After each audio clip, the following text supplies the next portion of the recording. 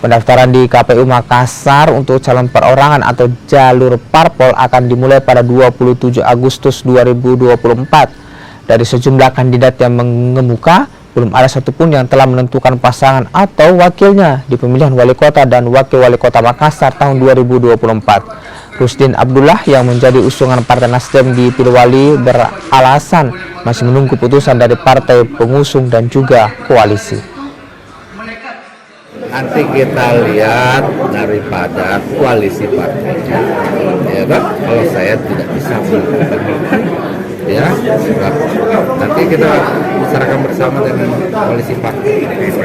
Survei ini sebenarnya harusnya diambil orang-orang yang udah kelihatan mau maju, itulah yang disurvei. Ini kan masih banyak yang tidak niat untuk maju tapi masuk dalam masih terekam dalam survei, seperti itu. Ya, jadi itu mungkin perlu diperkecil lagi siapa-siapa, mungkin 7-8 orang saja yang disurvei sehingga mendapatkan hasil yang